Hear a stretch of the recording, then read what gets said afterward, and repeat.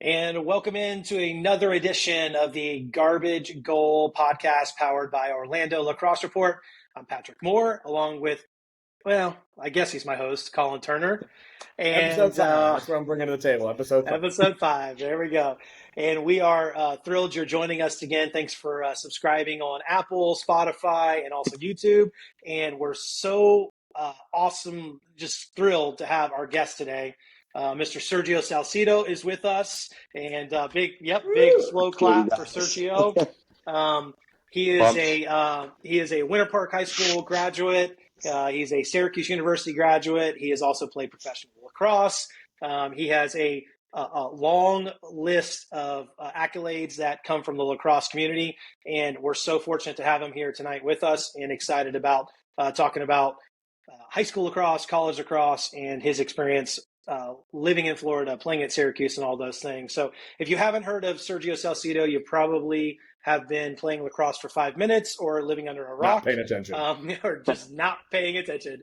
But we're just thrilled to have you, Sergio. Thanks for joining us, man. Thanks for taking time out of your golf game to join us. How about that? I appreciate that.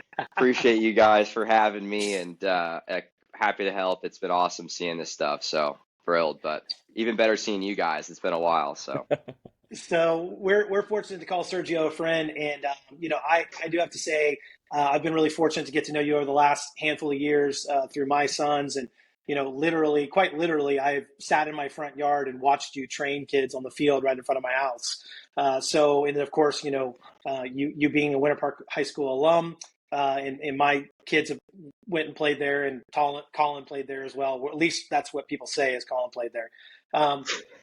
So we have a lot to break down in this episode, so we want to try to get through it a lot. And listen, I would love to sit here and go through all the stuff, and I know you'd probably get red in the face as we list all the things that you've done. But give us a little quick background on your experience of how you got into lacrosse. Being at Winter Park High School, and then kind of that transition from Winter Park to Syracuse, and then we'll talk about the professional level.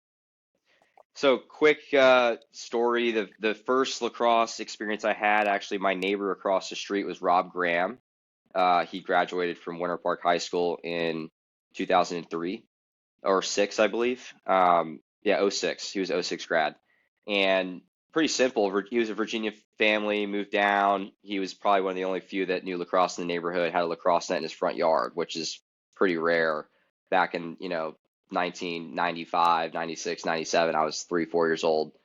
So he used to come home and be outside playing all the time. And, I kind of would watch, and over a little bit of time, I had the nerve to walk over and ask him if I could, see what he was up to. And he kind of showed me, and Christmas shows up, and there's a stick under the tree, and it was a hand-me-down from him, and a Titan Pro Warrior, heavy lacrosse stick. I mean, I could barely pick the thing up, but I was attached to it, quite literally. And, from there, it just became a thing where I always wanted to play lacrosse and get outside with Rob. And, I lived about a mile from Winter Park 9th grade center. So I used to actually ride my bike down to the high school practices, like after school daily, and just watch, the high school team, Coach Healy and all those guys, because he would be there. Rob was on the team at the time. So it was a pretty cool.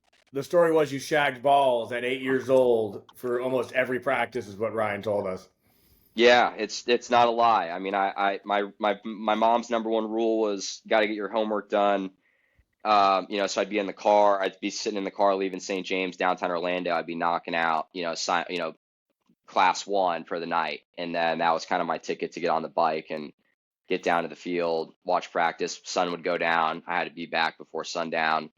But yeah, a lot of time spent at 9th grade center, probably more than a lot of folks that I could think of, but for good cause. So now you had some success, obviously, at the high school level.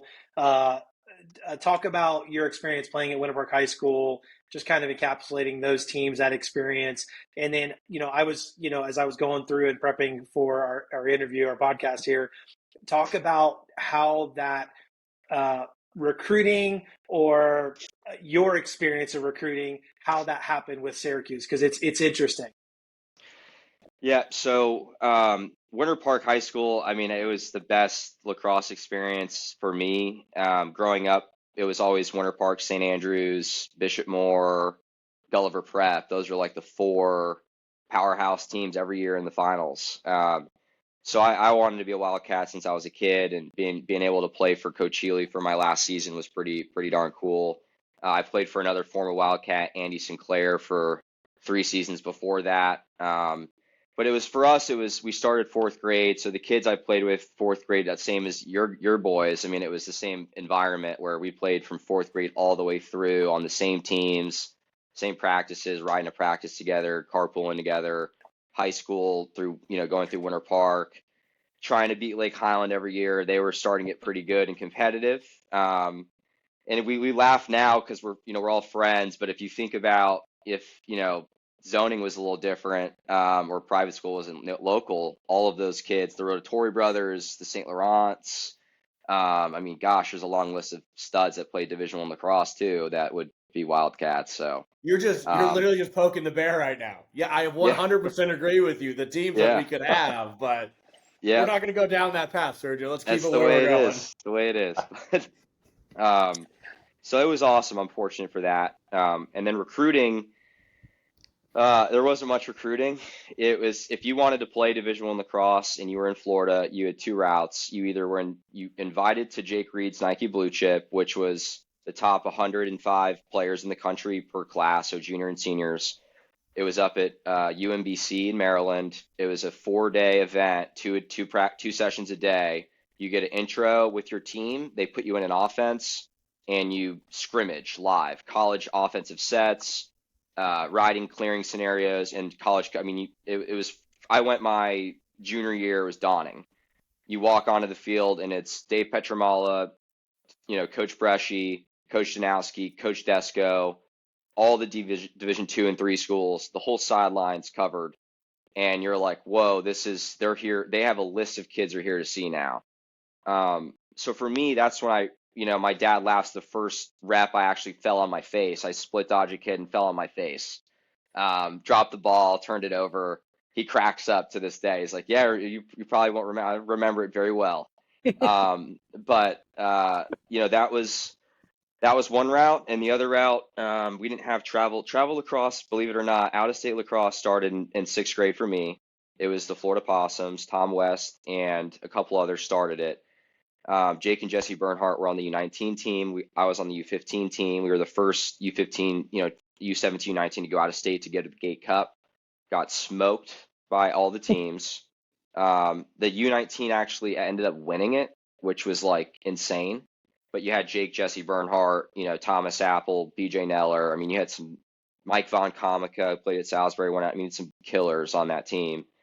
So, I personally just gravitated toward Jake, Jesse, those guys, found the avenues they went through. And that was kind of how I started to talk to coaches. I didn't do the whole send a letter to everybody and, kind of harass everybody. I was told come up with a list, be really intentful about it, and make sure that you kind of track how you're really reaching out to the coaches.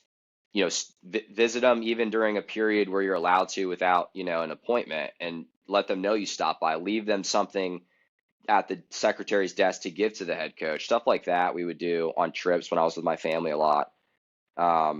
So it was different than the 1,000 travel teams there are now. But part of your story is that Syracuse was your school, right? I mean, is that not? Oh, yeah. I mean, that was the dream school, right? I mean, I think everybody as a kid, I grew up playing basketball. My dream school was IU. Like, I wanted to play for Bobby Knight. That was my mom. My uncles played football there. Now, I don't think I would have made it through Bobby Knight because I'm not that crazy. But, everybody has like that dream school they wanted to play for. Syracuse was that school for you, right? Since the third grade, like I said, when I said quite literally the stick was attached to me, my mom's from upstate New York. We'd do summers up there, spring breaks. I had to have a lacrosse stick that was, at an aunt's house. One of my aunts is a big sports advocate. She actually refereed field hockey, and she brought me to SU to referee a SU field hockey game. I brought the lacrosse stick. She was like, "You should ball boy." Back to Turner's point, that was apparently my gig then. But basically, I I was ball boying at the field hockey game, and there coincidentally was an SU game, that day. So we stopped in. I caught my first live college lacrosse action, and at the time, the only Syracuse I ever saw was sitting on the carpet at Rob Graham's house, Final Four weekend, and if they made it. I mean, that was the only time you saw lacrosse on TV. In Florida. If not, ESPN, you had ESPNU, you actually had to purchase. It wasn't included in the package like it is now. It's like $109 a year. And, that was how I got my fix of, watching Lax. But Syracuse was from the third grade till today, till death. So you the story that the way I understand it is you talk to the coaches, they say, hey, we don't have scholarship money for you, but if you want to come here, come on, and you'll have a chance, right? Like, kind of like the old Dumb and Dumber, right? So you're saying there's a chance, right? So it's like, come here and see what happens. And so when he says that, where does your mind go immediately? Like, where do you go? Well, I think it was for me, it was like, I had already been working for, third, fourth, fifth, sixth grade, seventh grade. I kid you not. I mean, I was working. I mean, it's all I did. I played other sports. I played football, golf at Winter Park, but lacrosse was just, I knew I'm not going to be a 6 foot, receiver that's breaking the barrier in the NFL. So genetics are going to catch up a little bit. Yeah, just, I played my cards the best I could, I guess. But that's the truth. I think I was already convinced in my heart, every cell of my body, I'm gonna play lacrosse at this school. 8th grade, I'm wearing I went to a camp up there, won a helmet, came back with it. If you caught me playing lacrosse that summer in the youth league, I was the kid with the all orange Syracuse helmet. How did you get that? I'm like, well, I went up to the camp and tore it up. It's just kind of the way I was. But Jake and Jesse Bernhardt, they're very close with me. They're the two. They're the ones I followed. I mean, they're the great white, and I'm the little fish following them. On the dorsal fin, just trying to figure out what they did. And they trained hard. Their dad was an NFL player development, coach for the Texans for a while. He did a lot of scouting on, when you onboard a player, is it a good fit for the culture at the program? And that's in the NFL. So I used to get dropped off at Lake Brantley Middle School on the weekends, and I'd shoot with Jake, for an hour and try not to impede on, his prep for going to Maryland and stuff. But that's where I got my 90% of my knowledge before college came from Jake Bernhardt, and their family, to be honest. And those Bernhardt boys, they're all right at lacrosse. They're all right. They've won a little bit, just a smidge. Just a smidge. Unfortunately, they went to a terrible high school, but we're not going to go to that way. The one story I was talking with Haley about you and you're playing in high school, and there's two things that truly come through. You were a Winter Park kid through and through. Die hard the way I love it, because that's the same way I am. I don't care about anybody else. It's about my helmet, and that's it. Healy was telling me about the game that you played senior year versus Lake Brantley, scored like 14 goals and took every single face-off, which I love to hear because you're not a Fogo, which I hate. I love athletic midfielders that'll do anything. And he just was telling me that was one hell of a game you played. Yeah, so that was our senior year. Our first game was against like University, got canceled, rained out, and they just threw it. And then the next game was an away game against Brantley, and we're like, oh man, this is going to be a dogfight of a game, Lo and behold, we end up, having a pretty, I think it was like 19-17 final. I mean, I'm not even kidding. It was a shootout. But I remember there's a pretty candid image of he and I somewhere in my parents' house, just giving each other a high five, after the game, looking at each other. He's got a big smile, and it was the thought of, this is going to be a very fun year for us together. And I was like, I'm really happy that you're here. I mean, he taught me, gosh, so much. I mean, talk about third grade all the way up. I mean, he was probably one of the very few who he bet on me. He was in my corner 24/7. So, and he was young. I mean, God, he was in his 20s, 26, 27 years old, head coach at Winter Park High School. People really don't understand. He was so darn young, man. And we all looked up to him. So Still do. He's the man. So you go into Syracuse. So you show up at Syracuse. What is in and a lot of people know this story, right? That like you put the work in, you just put your head down, you grinded. There was good days, there were some really tough, hard days, right? There was moments where I'm sure you wanted to give up. I'm sure there's moments where they, as I understand it, they probably told you you might probably should give up and you decided not to and you kept going. When was the moment when you showed up Syracuse and you went, okay, like this is different. This is not high school anymore. We're not in Kansas anymore. When was that moment for you? It was for me. It was the day I met my recruiting class, and I was the walk-on. So I met the 14, or 15 kids that were handpicked from the coaches. That I was like, man, they picked you guys, and I'm trying to be one of you guys. And they were all, like you said, I mean, the leading scorer at, Carthage High School, where the Powell brothers went, all-time points leader is in my class. I mean, you name a list of guys that everywhere they played in the areas they were in, they were the best in their region. Right. Or sections in New York, it's all sectional up there. So for me, I was like, okay, it's I'm the best from Florida, but that's not saying, it wasn't saying much, but they just had a different understanding of the game. I get hurt my freshman year, and that's when it kind of clicked, right? I think the injury was maybe the biggest blessing for me. It bought me time. It bought me a PG year at Syracuse.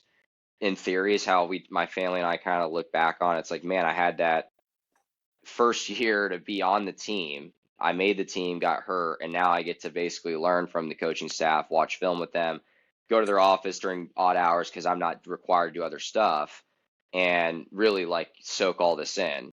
So I learned a lot from the upperclassmen. I mean, I gravitated toward them a lot, and you know, I had a kid on my team who won a 2009 national championship. He was a fifth year who medically got a red shirt, so he had a sixth season.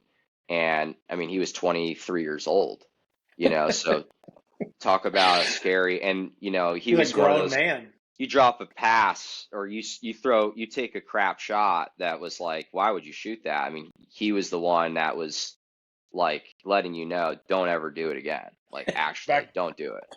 Sergio So shows up from Florida, drops his hands a little bit, shoots a little sidearm, and I guarantee you within 0.3 seconds, they were that's it. screaming at him, "What are you doing, Florida boy?" Yes. I could, Yep. I could, it was the dodging was great. And another, to the point of your question, I could beat the guys out of the dodge, but it's the shooting. I had a loopy windup, I presented it. I took 5 steps instead of 3.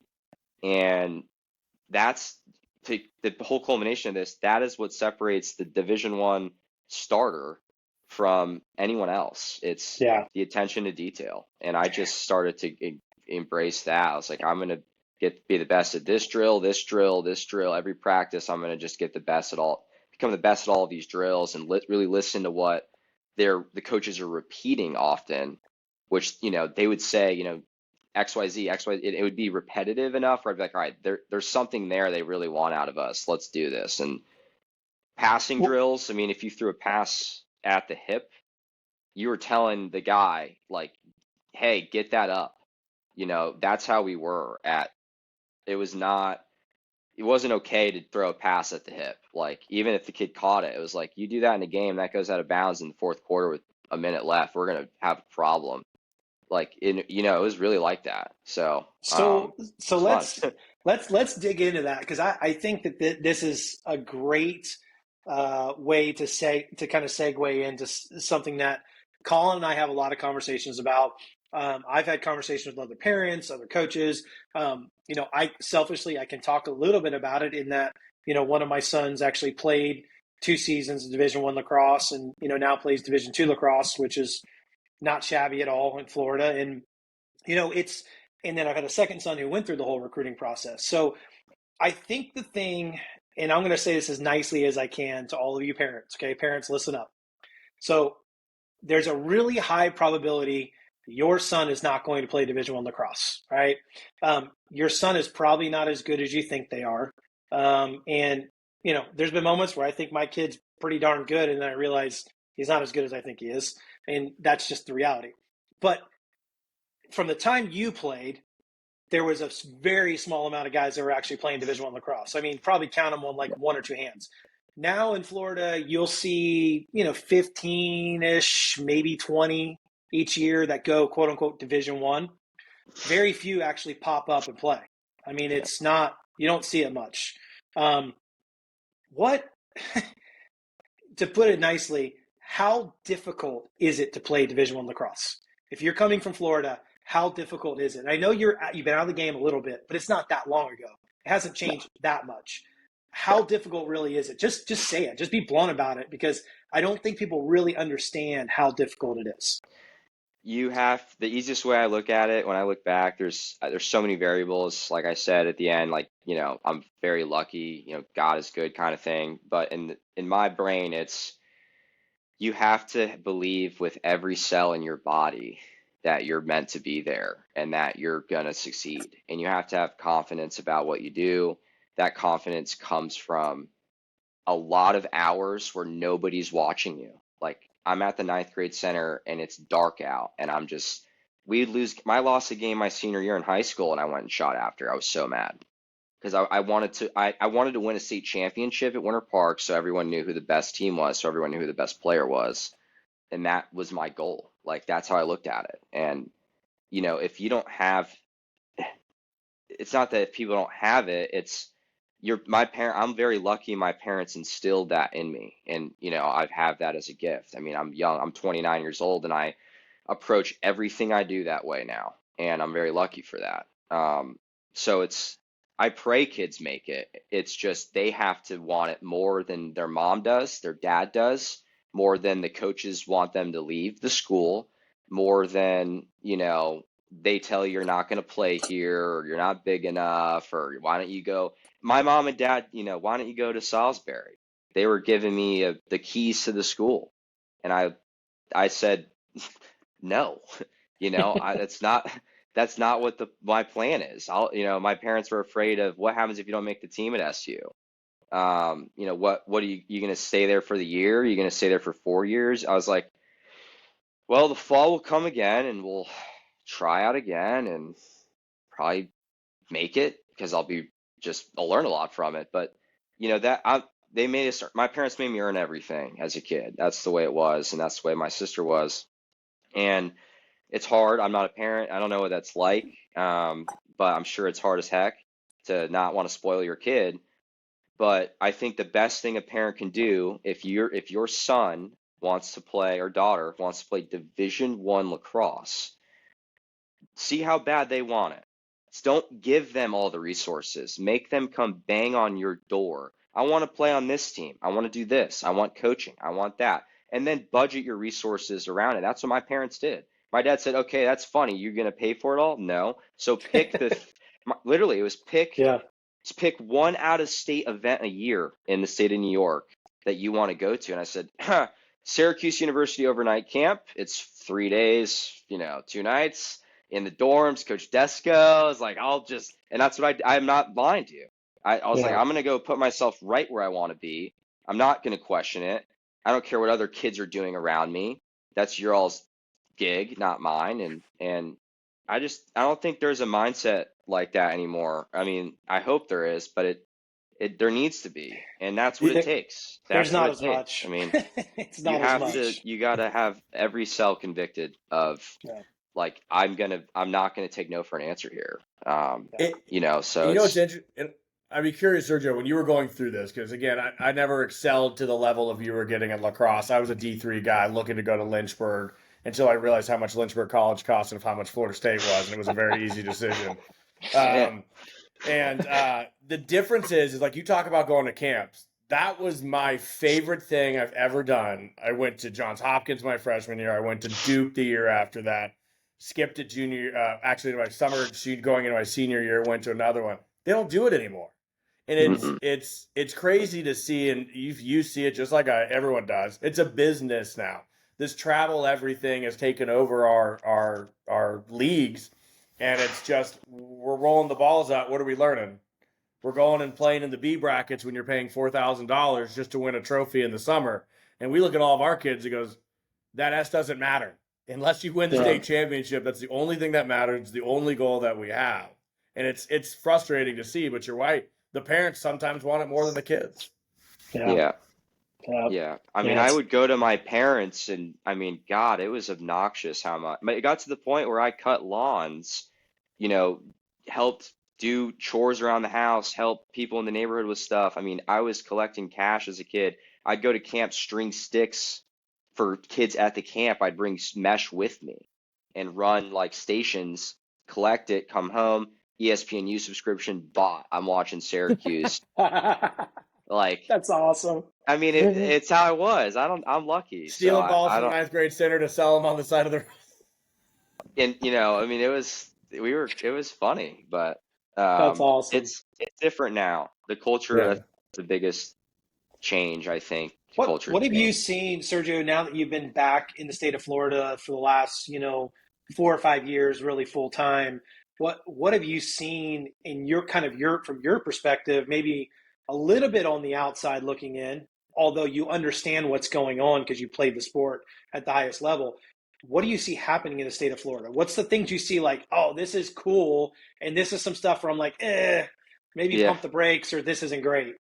I think the coolest part is seeing kids get to the next level and the notoriety you're seeing. I think that is really cool. I mean, that's like, for me, they're getting an opportunity to, live out. You got to understand, if there's 1,000 kids in the room, they all want to play D1, 1% are. That's a Right. stat, right? So if 1% are, those 1% either take it for granted or realize there's a lot of people out there who would kill to be in their spot. So I'm happy. I think that's the cool aspect. It has come a long way. I get texts, man, you hear about that kid going to Syracuse from Lake Mary? I'm like, I didn't even really, put two and two together until I start to look back and realize, oh my gosh, I remember him. Or so, Mm-hmm. that is cool. I think that is really, really cool. I think the business aspect of why I didn't see me coach for a club team really. I kind of just coach privately because I believe in development. I don't believe in it being a business like that. Yes, I was profiting off of developing players, but I think the return for them for what they're paying me is you're getting an MBA from the best program in the world, which is I'm passing knowledge on from Syracuse to you verbatim. It's every detail. And you look at the Yeah. kids I've worked with, they're good players. So for me, that would be the one thing I wish adults would realize. Listen, yes, there is security, it's complacent, it's easy, but the kids, if you want to create a dynasty for kids or a pipeline, there was one guy when I was growing up, his name was Jeff Goldberg, and there was a reason he was that way. His sessions were geared toward, I'm going to run you through an hour of offensive shooting, passing, stick work that you would see at UNC with me. And we're going to do it at a pace down here that was so fast. I mean, these premier player camps were so fast we'd go to that you'd realize, like, I'm either out of shape or when I practice, I don't practice hard enough. So That's I good. just think that to me would be the one, if I could roll a grenade into the room and get away with it, it'd be like, hey guys, like, realize that you do have a pool of kids, a pool of parents who support them, and filling them on a roster, bringing them up out of state, you gotta understand if you're not developing them, the shot clock kind of we talked about a little bit Yep. before, but something like that where you're incentivizing them to understand there's no guarantee here, but if you work your tail off, maybe you're gonna have better odds. Yep. Versus if you're on Sweet Lax, you're gonna go D1. No, that's not how it always works. I mean, and you may go Right. D1, but where in the priority list do you fall in that recruiting class? Are Right. you, the last recruit? Are you the first recruit? Are you? And then coaches, I mean, God, it's a business. You got to understand their ADs are, I mean, at the D1 level, it was They're paid to win. They're paid to pressure. win. That's their job, Yes. is win. You see Just win, articles baby. come out. That's We it. lose to Bryant in the first round my sophomore year at Syracuse. And I mean, you think that summer was fun. We were getting every week. Our strength Yeah. coach was every week, man. Like, I mean, I'd wake up at 5 on a Monday, text, you better be up. Like I was like, sweet, let's do it. this is gonna be awesome next year. We didn't do anything, but we tried. So, It's hard to win. It's hard to win it at that is. level. It is. Well, if you were very gonna, hard. if you were gonna add something to the high school game in Florida, what would be What would be like that one thing? I think you just mentioned it, but what would that one thing be? I know the previous was said the same, but I think a shot clock. I think if you in high school varsity only, but I think youth lacrosse should be like running stations at practice for 30 minutes where they're just doing offensive work, defensive work. It's skill work, skill work, skill work, skill work, skill work, and then you implement it into a scenario in a game. 3-on-2, fast break, 6-on-6, whatever you want to do. But then I think on the other end of the spectrum, it really, for me, I would say simply if you had players understand that if there's a shot clock, it's going to create urgency, it's going to make practice a lot faster, it's going to make when you clear the ball faster, stick drills faster, everything's timed at practice now. And it doesn't have to be a 60-second gig, but a minute 20 or a 90-second, or maybe after the ball gets cleared over the midline, it implements a shot clock, something like that. I think gets coaches teaching the game, teaching it a fast way. The players have to practice a lot quicker, and to do something fast, you got to be, you can't sprint before you walk, right? So you got to kind of build up into these things, but that's what it creates. It creates what coaches can do that the best for the players, and then you see a brand of lacrosse that's fast.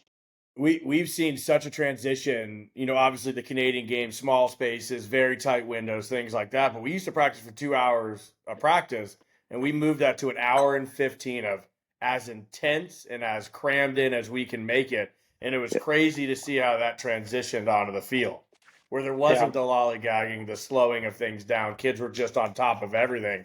And it's been quite the change. And, that was something that Healy picked up a couple of years ago and brought back. And it's been something that we do. Just go really, really hard for an hour and 15, hour and 30. You don't need 2 to 3 hours to practice. No. It shocked me when I began to watch the college game on TV, ESPN, Plus and all that stuff. And then once my son started playing college lacrosse, how much quicker the game moved and how important it was to be able to be efficient with the ball, make good quick passes. You talked about that earlier. Taking good shots in transition. Man, transition, and we talked about that earlier in one of our episodes with the referee we had on with Elliot. It's been crazy in college. You don't see college guys arguing with the ref because by the time the flag hits the ground, they're running off to the box so fast. You're like, where'd that guy go? And there's another guy on the field. It blows my mind the speed of the game at the college level. I mean, I would imagine that was a big adjustment for you when you were at Syracuse. It's the accountability, the fear of when you play a Saturday game against Virginia and you're mouthing off to the ref, and on Monday morning you're in front of the whole team, and the winningest coach in D1 history comes in with the laser pointer, and he's pointing it at your chest, and then I wasn't the one, but I've seen this, and I was a freshman, and then the film comes on. And the laser pointer turns and it gets rewound and played and rewound and played. And he's like, be at practice early kind of. I mean, it was like you're running before, like, what the hell are you doing? And so, it was, for us, I knew quickly at Syracuse that You knew better. I was a small fish in one of the biggest ponds, and I was ready to grow, but it was a long battle. Before we start talking about professional lacrosse, sum up to us, for those of us that have never been in that environment, sum up to us what it's like to be a part of that Syracuse brotherhood, to be a part of, historically one of, if not the best lacrosse programs historically. What is that like for you? I mean, I'll be honest with you. Like when I talk to you and you talk about Syracuse, when I see you, it's like this glow comes over you. And anybody that I've ever met that played at Syracuse, and I've met a few guys, there's a lot of freaking pride. I mean, it's more so than Colin has for Florida State football. It is, it's got to be a neat thing. Speak to that a little bit. It's the most fortunate feeling. I mean, every guy I can name, from freshman roster to my last year, alumni that I met along the way, legends. I mean, the amount of national champions alone we've met and gotten to know, and guys who offer jobs to players, and my buddies, got my buddies who work for a lot of players still. I mean, it is a really tight knit community.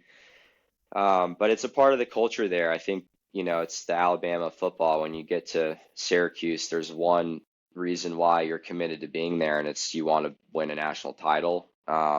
So I think when you share a common goal like that, you weed out guys who shouldn't be there. And the ones that stick around for the 4 years, you realize when you graduate, whether they played a minute or they were a scout team guy for 3.5 seasons. I mean, you got to understand, there are guys, we had 9 goalies my senior year. Wow. There's one starter. I mean, how do you talk to the other 8 guys for 6-7 months out of the year and keep them bought in at practice, where they're getting shelled by the best shooters right now as scout guys? I mean, that to me is honorable. That's where when I look back, I love every single kid, because every pawn on that playboard contributed to that goal, and we all look at each other that way. So it was the most, the most fun of time we had in our lives. Well, go ahead, Colin. Go ahead. Before you transition to that, the thing I'm a big team guy. I'm not a big accolade guy. I always believe that, when everybody works the same way, that's when you get it, right? Team awards, the Heisman in football, you hear the quarterbacks talk about it. It's a team award. It's what we've done. The coolest thing, I think, of all your accolades is the captain that got put on your chest. From a walk-on to a captain. I don't care if there's anything else you do, natty, this, that. That's by far, in my opinion, the biggest honor that anyone can get, is to wear that captaincy. And I'd love to hear the feeling and how it happened when you assumed it was a voted on thing, to get that from where you came from, to walk on, injury, go home back to Florida, to captain. Congratulations to you. I mean, that's freaking unbelievable. No, I appreciate that. And it is, to this day, I've said this numerous times, but it is my number one accolade in playing, my entire playing career, being in the PLL, All-Star, all that stuff. I mean, national team, trying to get on to those teams. Nothing compares to that feeling, because like I said, what set the tone is when for the first time, I met the 13 or 14 guys that were my freshman class. They were the ones that the coaches handpicked to be there. And I was like, I got to get close with these guys, but I have to compete with them. I need to learn from them, but I got to get better than them. But I have to make sure they get better with me, and they're going to do the same. It was a really interesting dynamic, but we got so close that what ended up really happening my senior year, I think my junior year, I could have, if I had, got more time as a sophomore, I probably could have been more in a leadership role then. I mean, the locker room was bought in my junior year around me, which was incredible feeling. After the Duke game, I put up like 6 or 7 that first big game in the ACC as a junior. And I just knew then that the locker room trusted me. They knew that, when you get to practice, I'm the first one there, the last one out every day, no matter what, even when I was having terrible days. So it chokes me up to think about, but it is an amazing honor. And I'll tell you this, because I grew up knowing nothing of lacrosse, even though I grew up here in Winter Park. I went to a private school down the street and played basketball, because I do happen to be a little bit taller than you. I think you figured that out. But you just weren't athletic enough to play lacrosse. That's okay. Yeah, it's just a smidge. But the thing that always kind of struck me about Syracuse, and then also you, is that we would travel up north for the last 6 or 7 years with my two older sons. And when we switched our high school helmets to the orange chrome like Syracuse has, we would play in these tournaments, and people would be like, "Where are you guys from?" They thought we were from like a school up north, McDonough or whatever it is that has orange helmets. I'm like, "No, we're from McDonough." And we're like, "No, we're from Florida." And they're like, "Where?" Winter Park. And they're like, "Oh." And I said, Sergio Salcido from Syracuse played Winter Park. They're like, "Oh, yeah." Like as soon as I said Syracuse, it was like immediate credibility. And I'm like, okay, that's how big Syracuse is. That's how big that whole brand is. And you are part of it. It's pretty darn cool. So congratulations to you too. And then, after that, you go out of Syracuse And would you ever in your wildest dream imagine you would have gotten paid money to play lacrosse as for a job for a couple years, to play in the PLL? I mean, what was that like? Yeah. Yeah, I wasn't planning on, like, I swear to you, when that last game was we lost to Townsend my senior year, I thought that was the last time I was ever going to play lacrosse. We all did. All my friends were taking jobs in New York City. We were looking at apartments. We were planning moving down together to the city. I mean, there was no, because it was kind of like again, that family at SU is like either we all go or no one goes. Um, and then, at the tailgate, literally, I had a Nike rep come up to me, an STX rep come up to me, and Matt, here's a card, great season, incredible career, man. When you're ready, give us a call. Thinking, call you about what? I don't want to work at Nike or Maverick or STX. I'm not looking for a job in Oregon, guys. Sorry, but no. Then it became a thing where, like, a week later, Kyle Harrison reaches out, Paul Rabel. I mean, some big name guys started direct messaging me, emailing me. I went to the Final Four actually, and that's when I knew that there was money in lacrosse, because I met with every endorsement, company that's out there that weekend. Draft weekend was the same weekend as the Final Four for the MLL. So I'm lucky to be a part of, Pro League One and then the PLL now. I think the PLL, what they've done to grow the sport since, is phenomenal. And um, I mean, I'm lucky. You go from being the 1% to the point, 0.01% or 0.001%, right? So it's just, you're the next decimal down in pro lacrosse. It was 130 guys the inaugural season PLL. 18 play a game, and I'm lucky. I mean, I itch to do it still, trust me, and I'm definitely capable of riding my bike still.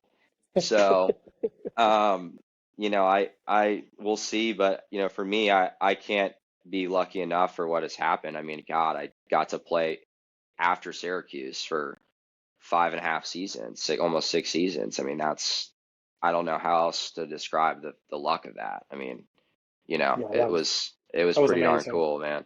It was So, cool. yeah.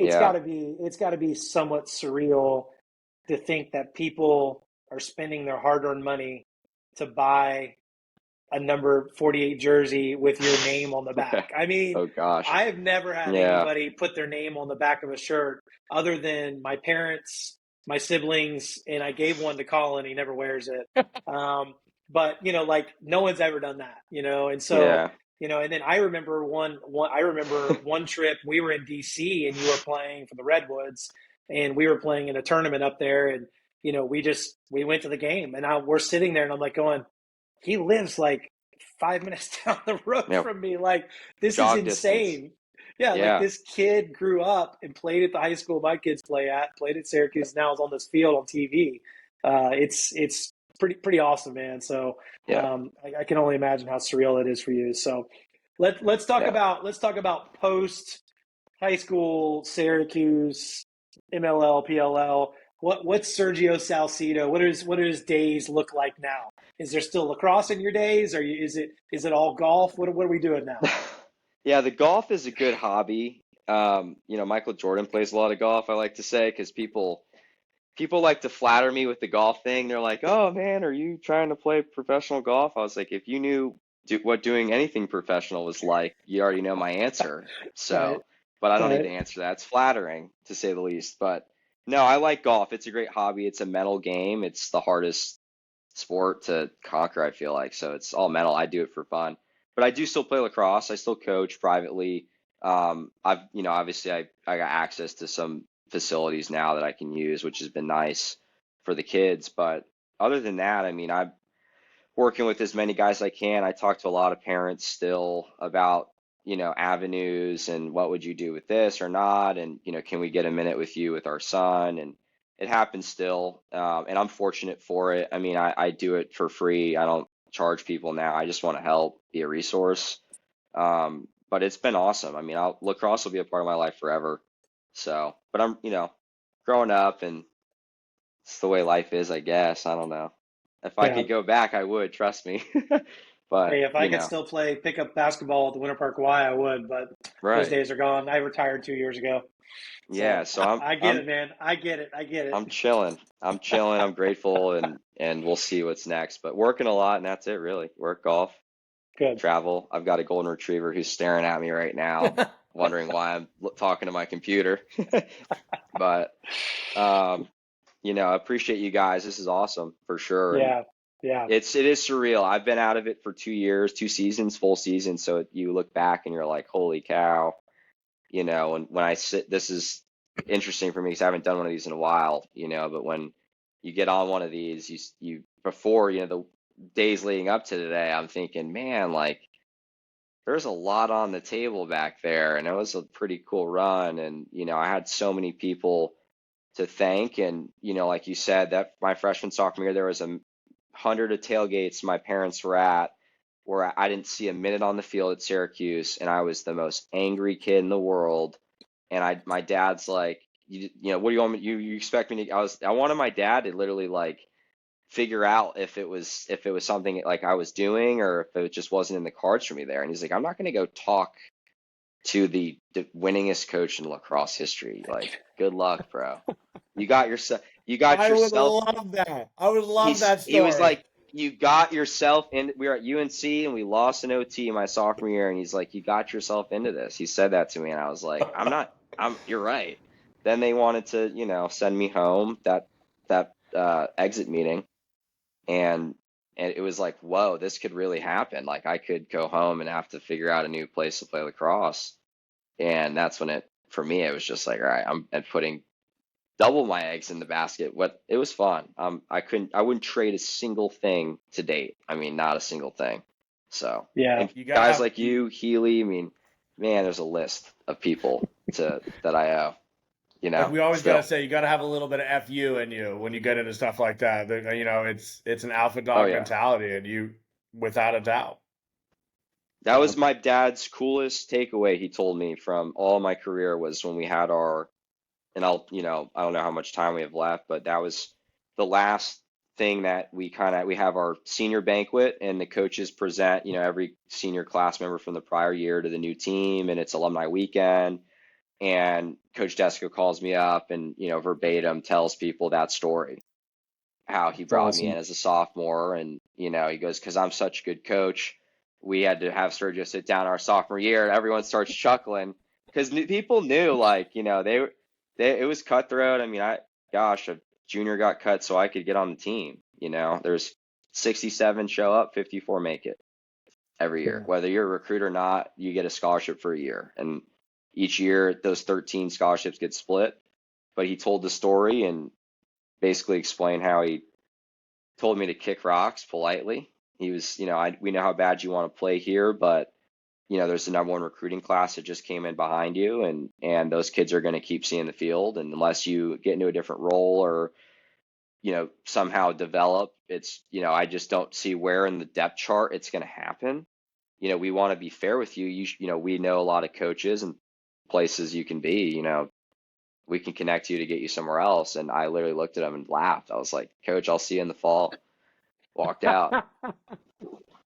See you in the fall. I swear. I was like, Coach, I'll see you in the fall. And I just took off. And he said, Sergio took the negative in that, that was the keynote. He took the negative and was like, F you. I mean, with all due respect, Coach, don't cut me, but I will come back. And if I'm not what you think I should be, you can snip me.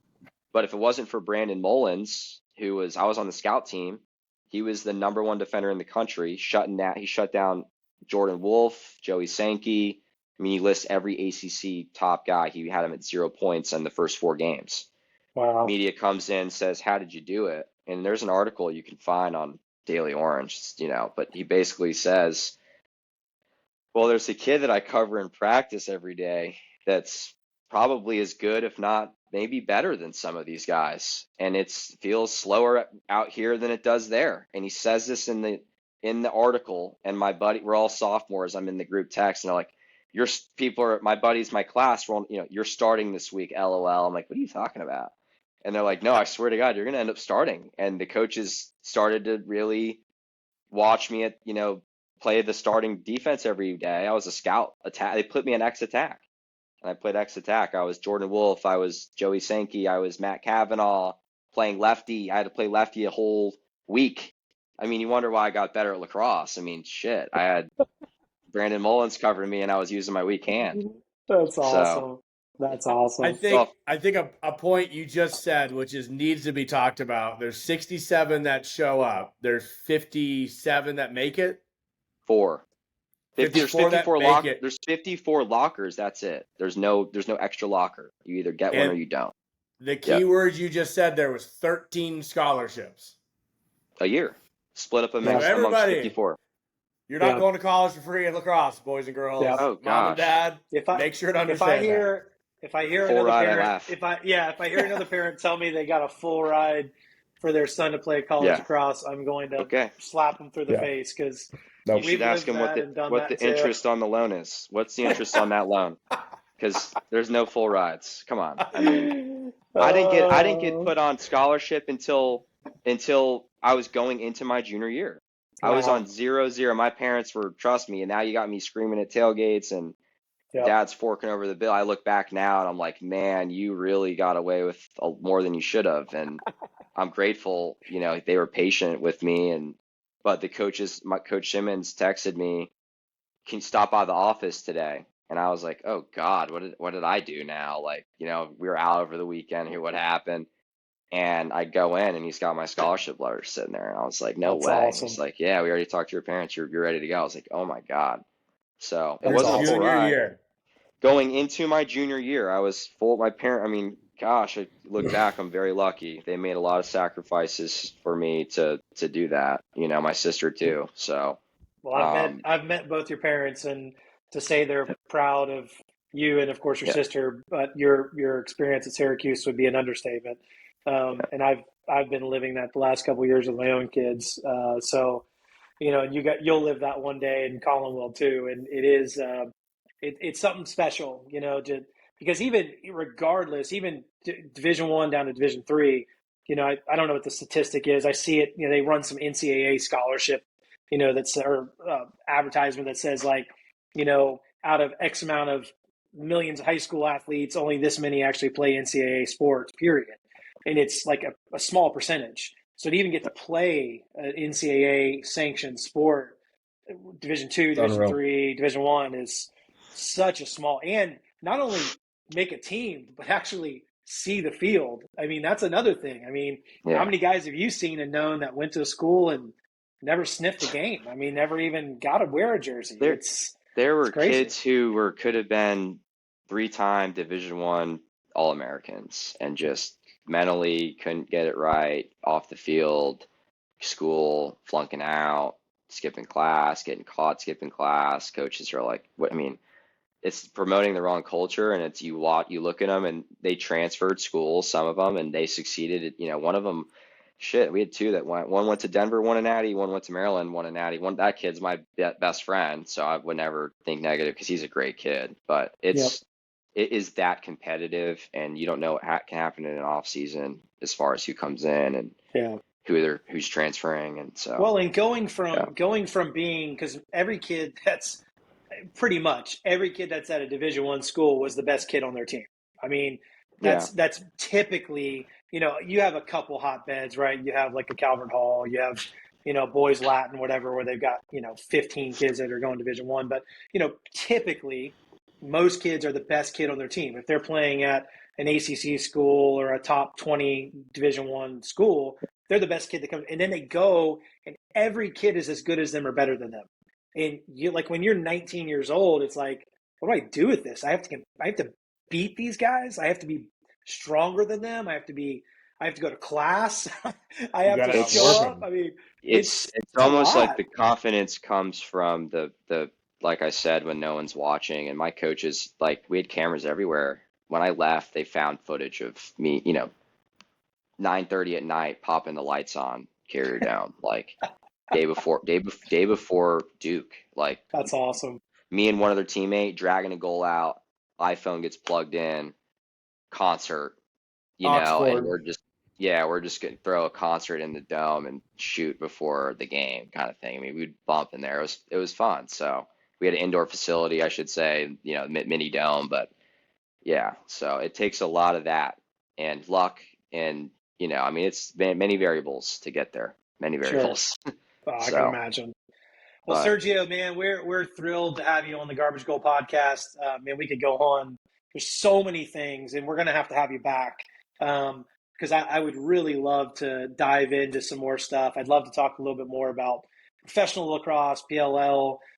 Talk a little bit more about developing players and what that looks like to try and help these players and parents here in Florida. But we're really fortunate. We're selfishly, me and Colin are fortunate. You're literally halfway between both of us in our houses. yeah, I could wave out the window practically.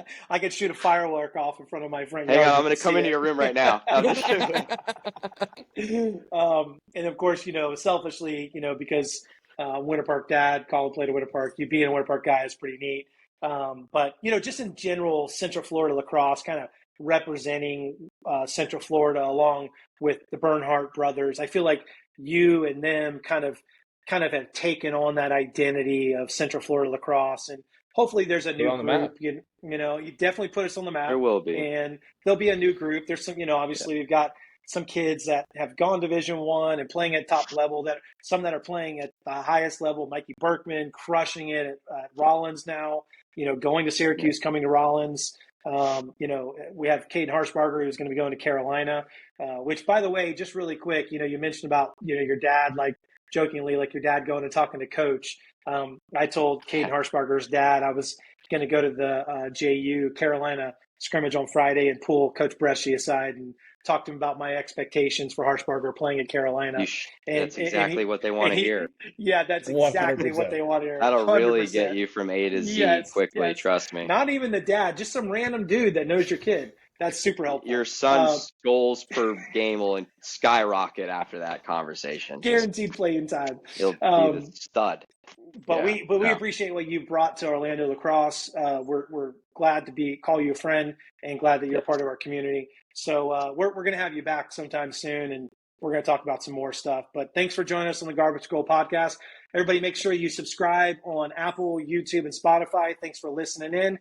For Colin, I'm Patrick, and for our friend Sergio, thanks for joining us, and we'll see you next time. Woo.